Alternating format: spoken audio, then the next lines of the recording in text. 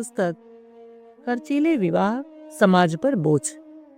लेखक युग ऋषि वेद मूर्ति तपोनिष्ठ पंडित श्री राम शर्मा आचार्य।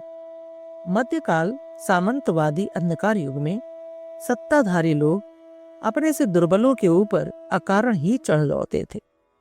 लड़ाकू लोगों का गिरोह अपनी फौज के रूप में रखते थे। चढ़ाई में लूट का माल तो बटोरते ही थे, साथ ही ऐसा भी होता था कि जिस परिवार में सुंदर लड़कियां होती थीं, उनका अपहरण भी कर लिया जाता था। यह कार्य वे गाजे बाजे के साथ बंदूक चलाते, तलवार घुमाते हुए करते थे। इन दिनों के विवाह प्रायः उसी आतंकवादी जमाने का स्मरण दिलाते हैं। धूम धड़ाके करती हुई सज धज ऐंठ अकड़ से चलने वाली बारात उसी जमाने का स्मरण दिलाती है, जिसमें धन और लड़कियां लूटने के लिए सामंती चढ़ाइयां हुआ करती थी। पता नहीं यह कैसा दो कुटुंबों के बीच रिश्ता जुड़ने का रिवाज है, जिसमें नाक ऊंची रखने के वहम में फंसकर दोनों पक्ष एक प्रकार से निचोड़ लेने का प्रयत्न करते हैं। बाहर से हितैषी बनने का दिखावा और भीतर से सामने वाले की बर्बादी का षड्यंत्र करना। इस छद्म को क्या नाम दिया जाए, यह सहज समझ में नहीं आता।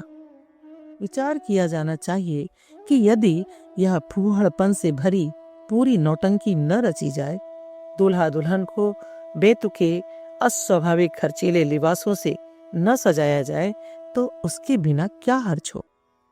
वह खर्चीली पोशाकें नाटक करने वालों की तरह कुछ देर तो कौतूहलवर्धक भी लगती हैं, पर बाद में उनका कभी कोई उपयोग नहीं होता। उन पर खर्च की हुई रकम बक्सों की जगह घेरती और धीरे धीरे कपड़े खाने वाले कीड़े के पेट में चली जाती है।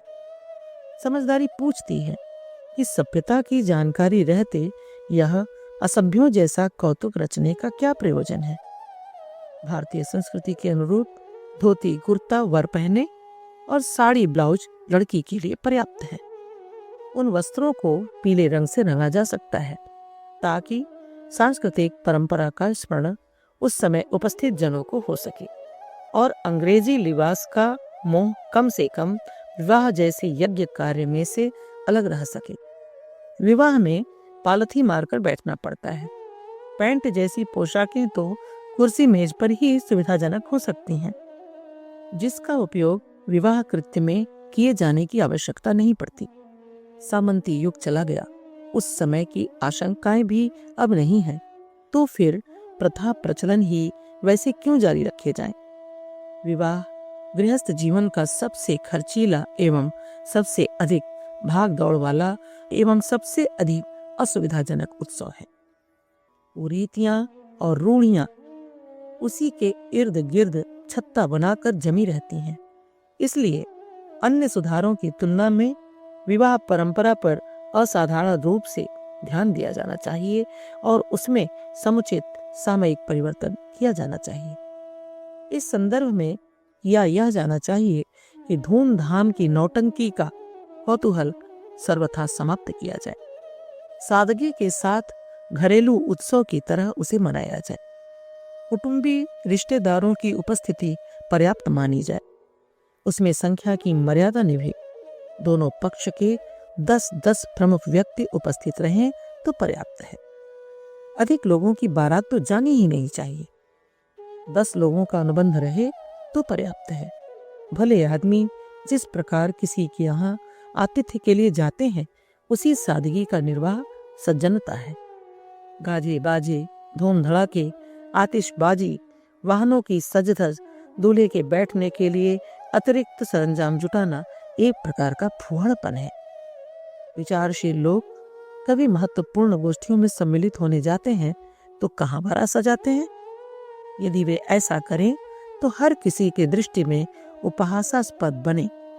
उन्हें कौतुक या नट नर्तक अभिनेता विदूषक जैसा कुछ माना जाए।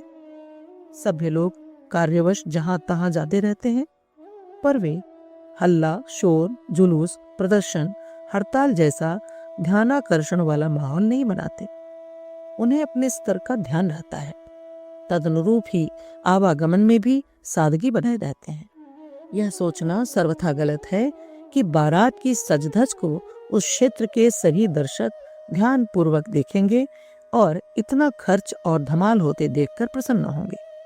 सच तो यह है कि हर कोई इन दिनों अपने निजी कार्यों में इतना व्यस्त है कि निजी प्रयोजनों से ही सिर उठाकर देखने की फुर्सत नहीं रहती। हाट बाजारों में आए दिन मंडलियां, जुलूस, बारात, विज्ञापन वाले बाजीगर, मदारी अपने अपने ढंग के कौतुक करते निकलते रहते हैं।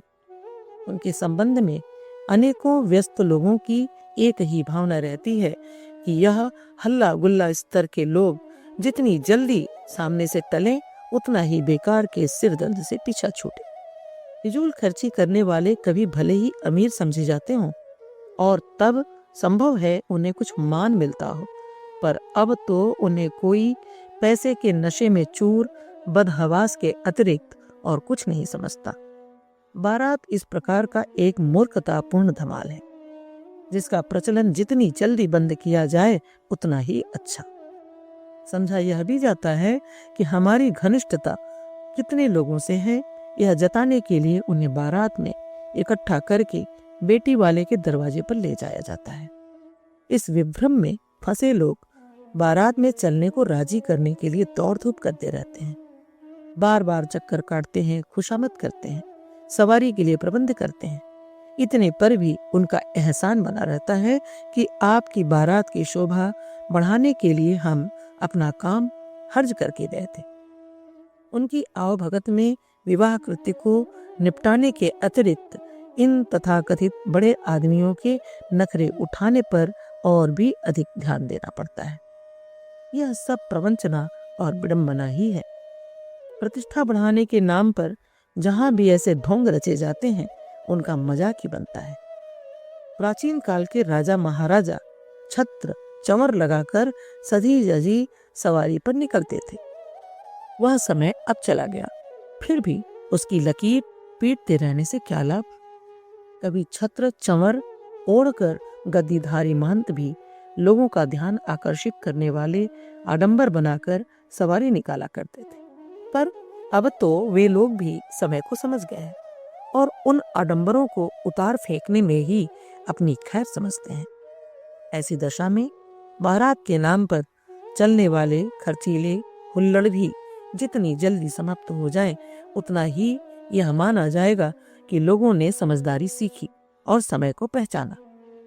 मनुष्य अपनी भीतरी दुर्बलताओं के कारण ही चिंतित, परेशान और दुखी रहता है। बाह्य जीवन की किस समस्या को कितना महत्व दिया जाए, उसे किस दृष्टिकोण से देखा जाए और कैसे सुलझाया जाए, इसका उचित मार्ग न मिलने से साधारण सी बातें बहुत बड़ी चढ़ी दिखती हैं और उनके सुलझाने का ठीक तरीका मालूम न होने से उल्टी उलझती चली जाती हैं। प्रसन्न और भार विहीन जीवन बिताने के लिए जीवन विद्या के आवश्यक तथ्यों से हमें परिचित रहना ही चाहिए। बढ़ा चढ़ा सिरदर्द। हिंदू समाज में एक बड़ा सिरदर्द सामाजिक कुरीतियों के कारण उत्पन्न हो गया है।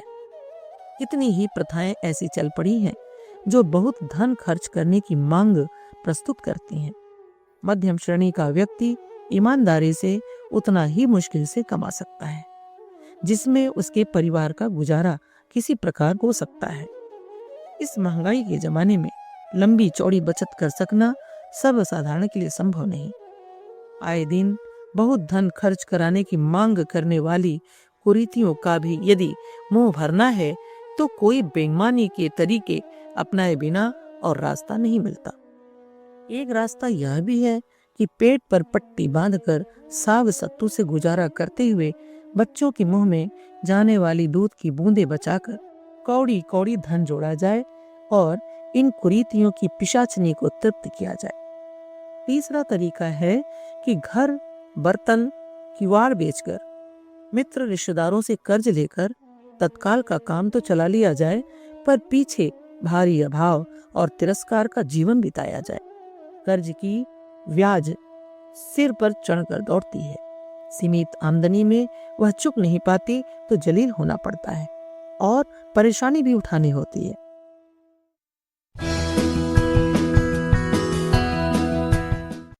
पुस्तक खर्चीले विवाह समाज पर बोझ।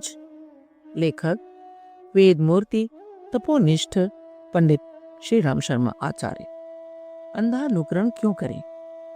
गरीब लोग जिनके पास गुजारे के लिए आवश्यक साधन नहीं, अमीरों की नकल करके उन्हीं का स्वांग बनावें तो यह उनकी मानसिक दुर्बलता ही कही जाएगी। इस दुर्बलता से पिंड छुड़ाए बिना सामाजिक कुरीतियों से पीछा छूटना कठिन है, और जब तक यह कुरीतियां नष्ट न होंगी हमारी जीवन व्यवस्था अशांति में ही डूबी पड़ी रहेगी।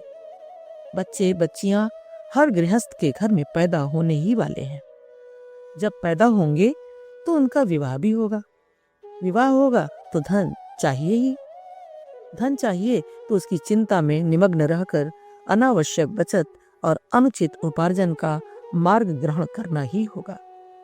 यदि इसमें भी सफलता न मिली और उपयुक्त साधन न जुट सके तो सारी आंतरिक शांति खोकर दिन रात चिंता में जलते जलते अप्रत्यक्ष आत्महत्या करनी ही होगी। कितना बड़ा कुचक्र है यह।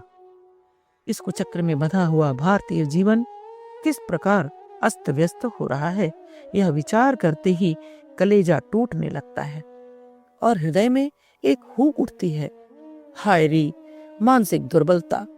काश हम तुझे छोड़ सके होते और यह विचार कर सके होते कि यदि यह कुरीतियां आवश्यक और उपयोगी नहीं तो इन्हें छोड़ क्यों न दिया जाए। यह पिशाचिनी पूतना। द्वापर युग में एक पूतना नाम की पिशाचिनी हुई थी। भागवत पुराण में वर्णन है कि वह बड़ी भयंकर और विकराल थी, पर बाहर से बड़ा सुंदर मायावी रूप बनाए फिरती थी। उसका काम था बालकों की हत्या करना, इसी में उसे आनंद आता था। आखिर पिशाचिनी ही जो ठहरी। अंत में उसका दमन कृष्ण भगवान ने किया और लोगों के सामने उसके विकराल भयंकर रूप का फंडा फोड़ किया। आज सामाजिक कुरीतियों की अनेक पिशाचिनी 64 मसानियों की तरह खूनी खप्पर भर भर कर नाच रही है। इन सब में प्रमुख है विवाहोन्माद डाकिनी। यह देखने में बड़ी सुंदर लगती है।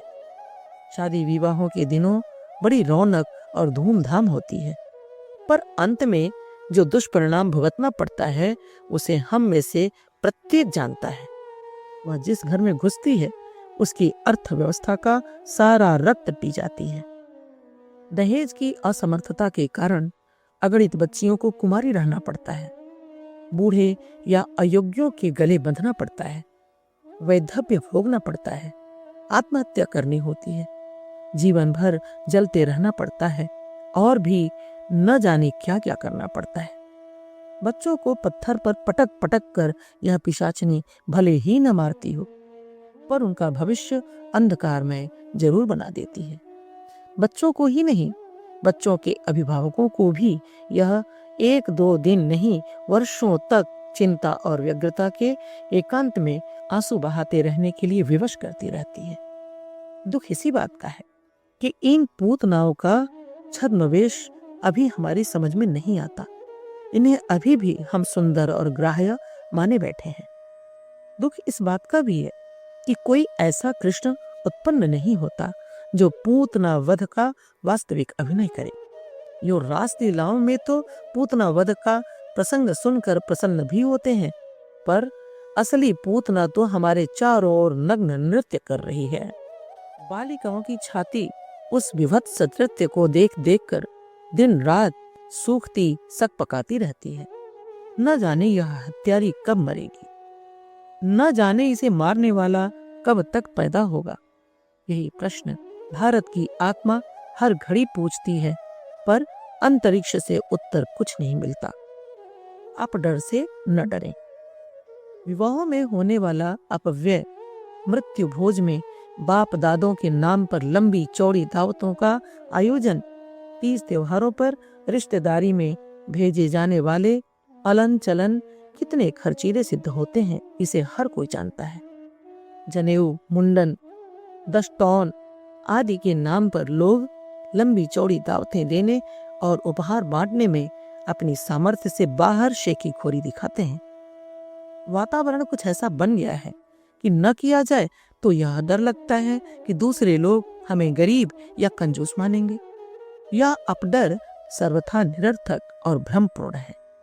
आज परिस्थिति यह है कि हर कोई इन बुराइयों से परेशान है और चाहता है कि ये जितनी जल्दी मिटे उतना ही अच्छा है।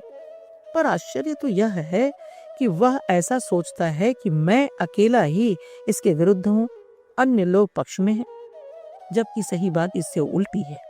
हर आदमी इन्हें समाप्त करने की इच्छा रखते हुए भी स्वयं पहल नहीं करना चाहता। इसलिए उसे लगता है कि उसी को निंदा और विरोध का पात्र बनना पड़ेगा। वास्तविकता यह है कि जो अपने विरोध को चरितार्थ करेगा उसे आज नहीं तो कल समाज का उद्धारक, त्राता और मार्गदर्शक माना जाएगा। प्रश्न पहल करने का है। पीप से भरा हुआ फोड़ा पूरी तरह पीला पड़ गया है और पिलपिला रहा है। अब जरा सा छेद करना बाकी है। उसी में झिझक हो रही है। कोई साहसी आगे बढ़कर पहल करने लगे तो उससे यह सारी सड़न भरी पीप निकल बाहर हो और हमारा सामाजिक शरीर शुद्ध और स्वच्छ बन जाए।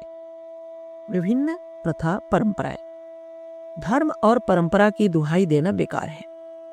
हिंदू समाज में आज भी इतनी परस्पर विरोधी प्रथाएं चल रही हैं, जिनको देखते हुए इन रीति रिवाजों को केवल क्षेत्रीय रस्म रिवाज और भेड़िया दसान मात्र कहा जा सकता है। राजस्थान के राजपूतों तथा उत्तर प्रदेश तथा मध्य प्रदेश के कुछ रईस किस्म के लोगों में आज भी लंबा घूंघट काटने और पर्दे में स्त्रियों को बंद रखने की प्रथा मौजूद है। पर पंजाब, गुजरात, महाराष्ट्र, बंगाल, दक्षिण भारत में पर्दा का कहीं नाम निशान भी नहीं है।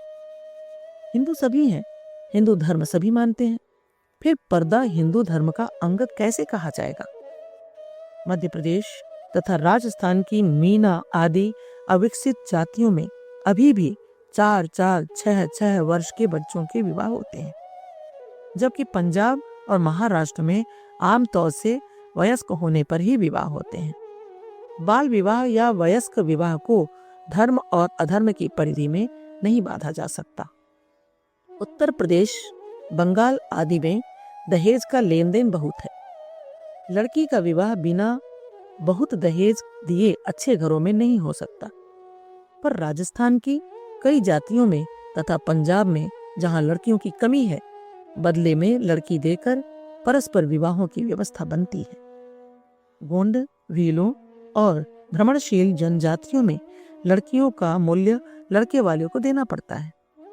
हिमालय की तराई में लड़कों को लड़की का इतना अधिक मूल्य कर्ज लेकर चुकाना पड़ता है कि प्रायः सारे जीवन उन्हें उस कर्ज में ही मजदूरी करनी पड़ती है। ऐसी दशा में यह कैसे माना जाए कि दहेज सनातन है, धर्म सम्मत है? यह तो प्रथा परंपरा मात्र है, जो जहां जिस प्रकार चल पड़ी चलने लगी। इन्हें तोड़ते हुए सामाजिक विरोध का डर लोगों को लगा रहता है। यह डर निकल जाए और विवेक एवं उपयोगिता के आधार पर प्रथा परंपराओं का मानना छोड़ा जाने लगे तो हमारी आर्थिक एवं सामाजिक समस्याओं का एक अत्यंत सुखद हल निकल सकता है।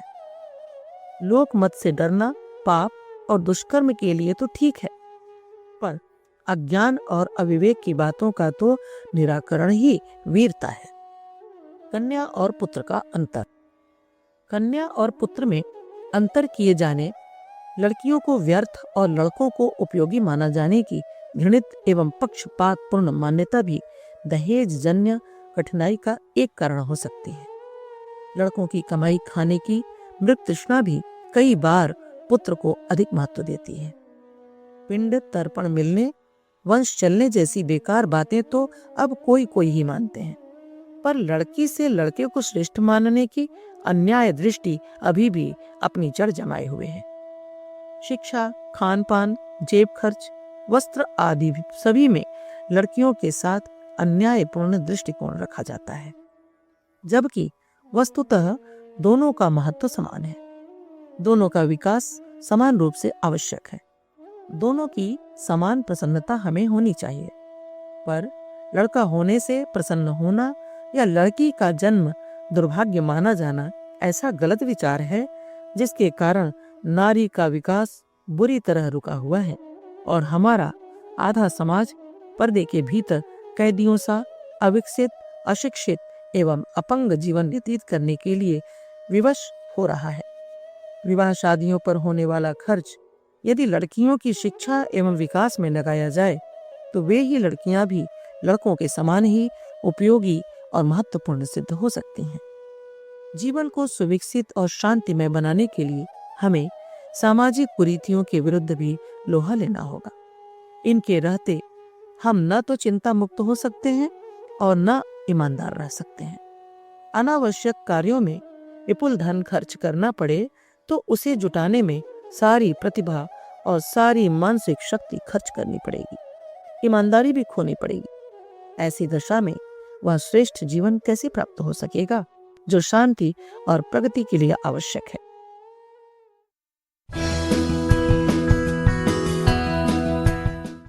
पुस्तक खर्चीले विवाह समाज पर बोझ, लेखक वेद मूर्ति तपोनिष्ठ पंडित श्री राम शर्मा आचार्य। व्यवस्थित जीवन की मांग। जीवन विद्या की आरंभिक शिक्षा यह है कि हम पेट पालने और गृहस्थी चलाने के कार्यक्रम से कुछ समय, मन और धन बचाकर उन कार्यों में लगाएं जो बौद्धिक विकास के लिए, आत्मिक प्रगति के लिए, लोकहित के लिए आवश्यक है। शिक्षा, स्वाध्याय, सत्संग, कला कौशल, सामूहिक विकास, परमार्थ एवं सत्कर्मों के लिए हमारी शक्तियां लगें और हमारी कमाई का एक अंश इन कार्यों के लिए भी सुनिश्चित रहे। पर सामाजिक कुरीतियों का भार इतना अधिक हो जाता है कि उसे वहन करने में ही सारी शक्ति समाप्त हो जाती है। इस अपव्यय को रोकना होगा। हमारी अर्थव्यवस्था को नष्ट भ्रष्ट करने का भारी उत्तरदायित्व इन खर्चीली कुरीतियों को है। अर्थ संतुलन जीवन का एक महत्वपूर्ण प्रश्न है। इसे हल करने के लिए जहां व्यक्तिगत रूप से आमदनी बढ़ाना और खर्च घटाना आवश्यक है, वहां यह भी अनिवार्य है कि इन खर्चीली, मूर्खतापूर्ण, हानिकारक, विडंबनामयी, बेकार सामाजिक कुरीतियों को ठोकर मार मार कर दूर हटा दिया जाए। इसके बिना शांतिमय जीवन की आकांक्षा एक कल्पना मात्र ही बनी रहेगी। विवाहों की चित्र विचित्र रस्में। विवाह तो संसार भर में होते हैं, पर उनके प्रथा प्रचलन अलग अलग हैं। विशेषतया जनजातियों में तो उनकी विचित्रता ऐसी है कि उन्हें किसी सिद्धांत पर आधारित नहीं वरन मात्र प्रचलन या अंधविश्वास ही कहा जा सकता है। विभिन्न देशों में इस तरह की भिन्न भिन्न प्रथाएं प्रचलित हैं। स्कॉटलैंड में दूल्हे को दुल्हन तभी प्राप्त हो सकती है जब तक लड़की माँ नमक से भरी हुई चीनी मिट्टी की प्लेट को भावी दामाद के सिर पर मारकर फोड़ नहीं देती। इसी तरह फिलीपींस के नेग्रिटो नामक द्वीप के मूल निवासियों में विवाह की स्वीकृति देने के उपरांत वर वधू वाले जोड़े को एक सार्वजनिक मंच पर बिठा दिया जाता है। सबके सामने वे दोनों अपना सिर एक दूसरे से तब तक टकराते हैं जब तक दोनों लहूलुहान न हो जाए। संभवतः वे परोक्ष की अपेक्षा प्रत्यक्ष रक्त बंधन पर अधिक विश्वास करते हैं। पूर्वी नाइजीरिया में वर को वधू प्राप्त करने हेतु चाबुक के 3 बार प्रहार सहने होते हैं। पोलिनेशिया द्वीप समूह के मूल निवासी शादी के अवसर पर अपने पूर्वजों की अस्थियों की जहां पूजा किया करते हैं, वहां ब्राजील के आदिवासी शादी में दूल्हे तथा दुल्हन के कानों में छेद कर सलाई डालकर शादी संपादित करते हैं। शादी से पूर्व वधू को पिंजरे में बंद कर दुष्ट आत्माओं से सुरक्षित रखने का रिवाज दक्षिण फिजी में है, जबकि तिब्बत में दुल्हन पक्ष के लोग वधू को तलाशने आते हैं। तब वधू के निकट संबंधी वर के समक्ष भयंकर कठिनाइयां डालते हैं। न्यू गिनी में शादी के तुरंत बाद नवीन पति पत्नी बने जोड़े को अपने माता पिता का घर छोड़कर अपना नया संसार बसाना होता है। मलाया के आदिवासियों में जब कोई युवती उस युवक से शादी नहीं करना चाहती जिसके साथ उसकी शादी हो रही है, तब उस युवक तथा युवती को पंचों के सामने दौड़ाया जाता है, जिसमें युवती को युवक से आगे निकलना होता है। सूडान में रहने वाली जनजातियों में शादी से पूर्व वर व वधू के पक्ष वाले सामूहिक नृत्य करते हैं, जिनमें वर तथा वधू अपने अपने कपड़े नाचते हुए उतार देते हैं। वधू के कपड़े वर तथा वर के कपड़े वधू नाचते हुए पहन लेती है। सामूहिक नृत्य में परिधान बदलने की इस क्रिया द्वारा शादी की स्वीकृति मान ली जाती है। अफ्रीका के जंगलों में रहने वाली अलोवा जाति वर तथा वधू की आयु में अधिक से अधिक अंतर रखने की पक्षधर होती है। उनकी मान्यता है कि अंतर जितना अधिक होगा, संतान उतनी ही अच्छी होगी। वधू की आयु वर से बहुधा अधिक होती है। वधू 40 वर्ष की रहने पर वर 16 वर्ष का उत्तम माना जाता है।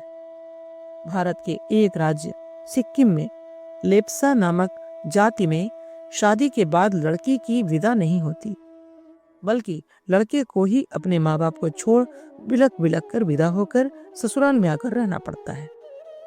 भारत के दक्षिण में टोडा जाति का युवक जब तक अपने होने वाले ससुर अर्थात युवती के पिता के पैरों पर सिर रखकर याचना नहीं कर लेता कि वह उसकी लड़की को ठीक से रखेगा, वह ससुर जी हाँ नहीं कर दें, तब तक शादी संभव ही नहीं।